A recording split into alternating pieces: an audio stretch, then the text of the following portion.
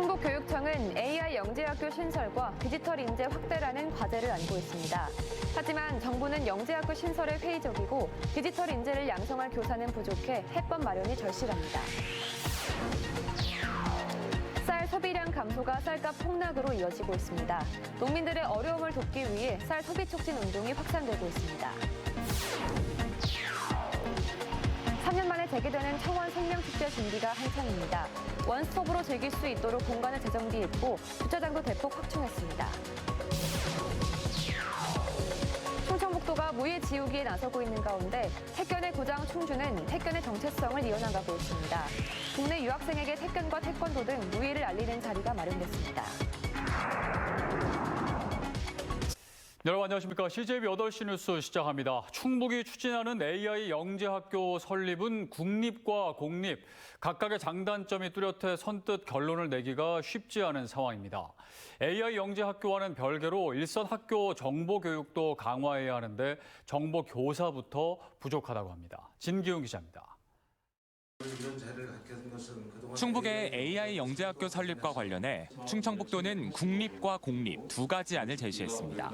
카이스트 부설이 될 국립은 운영비를 국가가 부담하는 대신 전국 단위 선발로 지역 인재 양성이 어렵고, 공립은 지역 인재 우선 선발 등 충북 학생 입학을 늘릴 수 있지만 연간 100억 원 정도를 교육청과 지자체가 분담해야 합니다.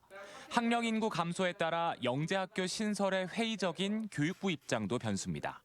차별성 있게 우리 충북을 그런 AI 영재 학교로 만들어낼 수 있을까? 교원도 확보를 해야 되고, 그리고 또 교육 과정도 좀 더 구체적이고 새 시대에 맞는 그런 프로그램들이 나올 수 있도록. 충북교육청은 뇌인지과학과 컴퓨터 융합 교육과정으로 교육과정의 차별화를 이뤄 AI 영재교육의 필요성을 역설할 계획입니다. 빅데이터 기반의 어떤 그 기계학습 위주의 기초 AI 교육이 이렇게 조금 포함되어 있는 이러한 교육과정입니다. 저희들은 거기에 조금 더 나가서 뇌인지과학과 컴퓨터 과학의 융합 교육과정으로 일선 학교의 정보교육 내실화도 숙제입니다. 정부는 초중학교에 코딩 교육을 필수화하고 2025년부터 정보교과 시수도 2배 이상 늘릴 계획인데, 충북의 경우 중학교 정보교사 배치율이 41% 정도로 한 교사가 학교 2-3곳을 순회하고 있는 실정입니다. 정부의 방침이 뭐냐면 교원의 수를 감축하겠다고 하는데 정보교사들을 과연 어떻게 늘릴 것인가. 또 늘리게 되면 다른 교과 선생님을 줄일 수밖에 없는. AI 영재학교 신설과 디지털 인재 확대, 무거운 과제들에 대한 충북교육청의 구체적인 해법 마련이 절실합니다. CJB 진기훈입니다. 코로나와 관련해 방역을 소홀히 한 개인에게 그 책임을 물을 수 없다는 판결이 잇따르고 있습니다. 청주시도 코로나 초기인 2020년 한 개인의 허위 역학 진술로 잇단 감염이 이어졌다며 5,200만 원대 손해배상 소송을 제기했었는데요.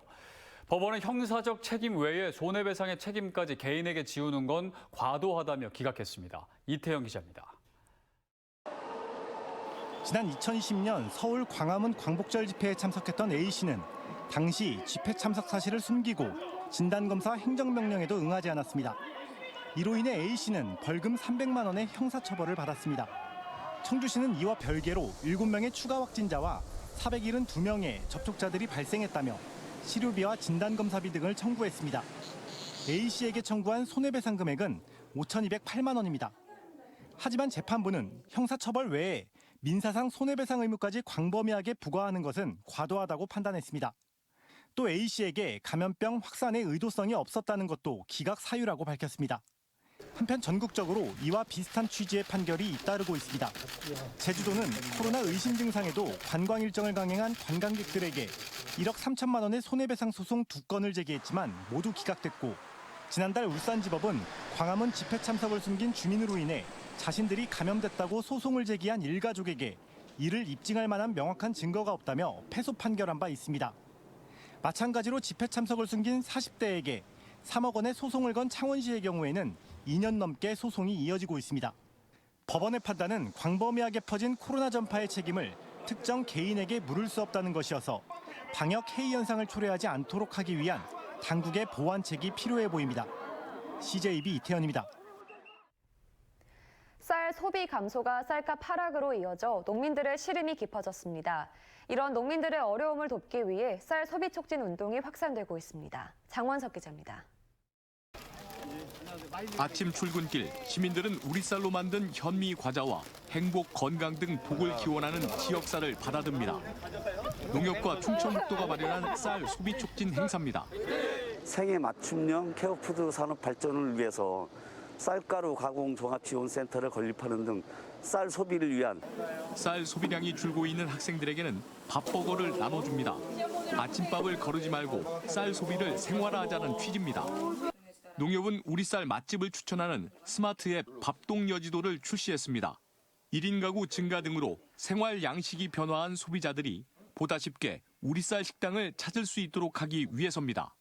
밥동여 지도에서는 우리쌀 사용 여부를 확인해주고 있고요. 메뉴 정보, 편의시설, 주차 가능 공간 등의 정보를 제공하고 있습니다. 이런 쌀 소비 촉진 운동에는 농민들의 절박함이 담겼습니다. 지난해 1인당 연간 쌀 소비량은 20kg 쌀 3포대도 되지 않아 연간 최고 소비량보다 절반이나 줄었기 때문입니다. 산지 쌀값도 1년 새 20% 넘게 폭락했습니다. 시장에 약 10에서 15만 톤 정도가 아직 남아있기 때문에 우리 소비자분들께서 한 끼에 한 숟가락이라도 더 좀 먹어주는 운동을 벌어준다면 우리 농민들한테는 큰 위안이 되겠습니다. 다음 달 올해 햅쌀이 출시되면 쌀값은 더 떨어질 것으로 보여 농민들은 쌀 시장 격리 확대 등 특단의 대책 마련을 요구하고 있습니다. CJB 장원석입니다. 청원 생명쌀이 전국 최초로 16년 연속 로하스 인증을 획득했습니다. 청원 생명쌀은 지난 2007년 도내 농산물 가운데 처음으로 로하스 인증을 받았습니다. 청원 생명쌀은 내년부터 국산 품종인 알찬미와 해들로 전면 품종 교체할 예정입니다. 청원 생명축제가 이제 한 달여 앞으로 다가왔습니다. 올해 축제는 주차장과 셔틀버스를 대폭 확충해 관람객들의 접근성을 높였는데요. 입장권 판매도 순조롭게 진행되고 있습니다. 홍우표 기자입니다. 다음 달 30일부터 10월 10일까지 11일간 오창읍 미래지농촌 테마공원에서 열리는 청원 생명축제. 3년 만에 재개되는 축제인 만큼 각종 시설물에 대한 정비가 한창입니다. 올해 청원 생명축제의 가장 큰 특징은 관람객의 편의를 섬세하게 배려했다는 데 있습니다. 청원 생명축제에서는 먹거리가 빠질 수 없는데 축산물 판매장과 농산물 판매장 그리고 먹거리존을 한 곳으로 묶어 원스톱으로 즐길 수 있도록 공간을 재정비했습니다. 축제 기간 상습 주차난도 대폭 해소될 것으로 보입니다. 축제장 옆 주차장을 이용할 수도 있지만 밀레니엄 타운에 주차를 하고 셔틀버스를 이용할 수 있습니다. 셔틀버스는 오전 10시부터 밤 9시까지 운행합니다. 시내버스 임시정류장도 설치됩니다. 숲속 가족 식당을 마련을 해가지고 거기서는 별도 예약제에 의해서 이렇게 가족들끼리 아니면 지인들끼리 모이셔가지고 이렇게 맛있게 싸게 저렴하게 소고기를 구워 드실 수 있도록 입장권 판매도 순조롭게 진행되고 있습니다. 현재 읍면 동사무소와 농협지점 등 98곳에서 구입을 할 수 있는데 축제장에서 현금처럼 쓸 수 있습니다. 입장권 단체 구매 기증도 잇따르고 있습니다.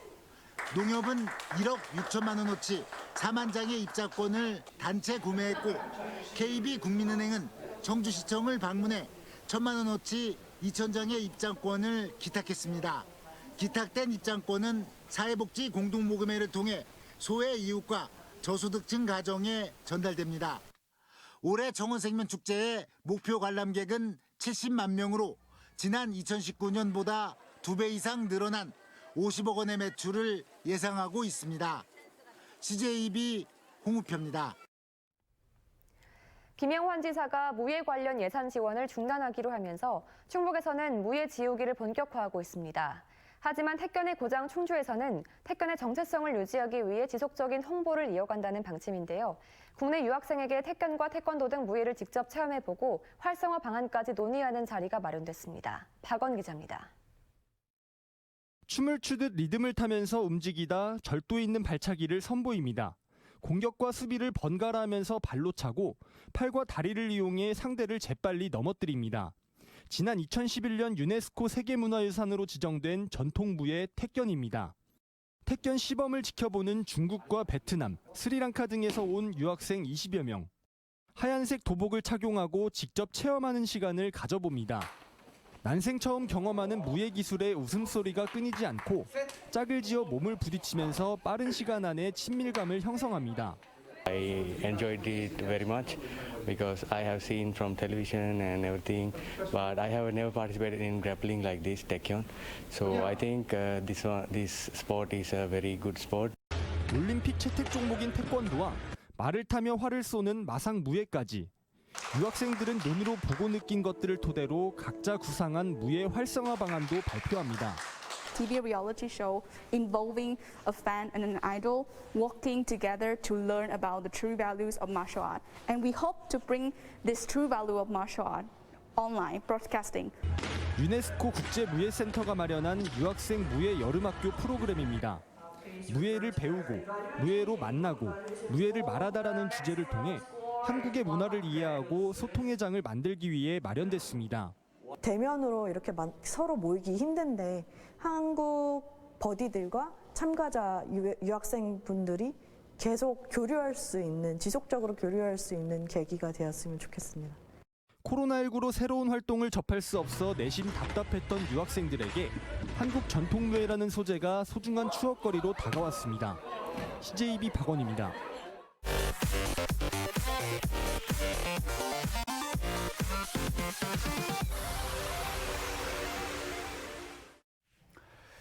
국제대학 스포츠연맹 평가단 2027 하계 세계대학 경기대회 개최지 선정을 위한 마지막 평가를 위해 충청권을 찾았습니다.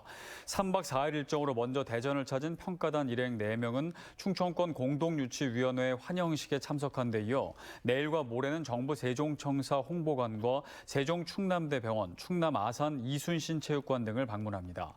또 마지막 일정으로 29일에는 충청북도 CMV센터에서 충청권 4개 시도 출입 기자단을 상대로 평가 소감 등에 대한 질의응답 시간을 가질 예정입니다. 청주시의회 임시회 이틀째인 오늘은 김은숙 부의장의 사회로 각 실국별로 하반기 시정 계획에 대한 설명을 진행했습니다. 지난 2대 의회에서는 상임위원회별로 시정 계획에 대한 설명을 들었지만 새로 구성된 의회에서는 본회의장에서 전체 의원을 대상으로 진행하는 것으로 변경됐습니다. 이에 앞서 청주시의회는 예결위원장의 초선인 정영석 의원, 윤리특별위원장의 허철 의원을 선임했습니다.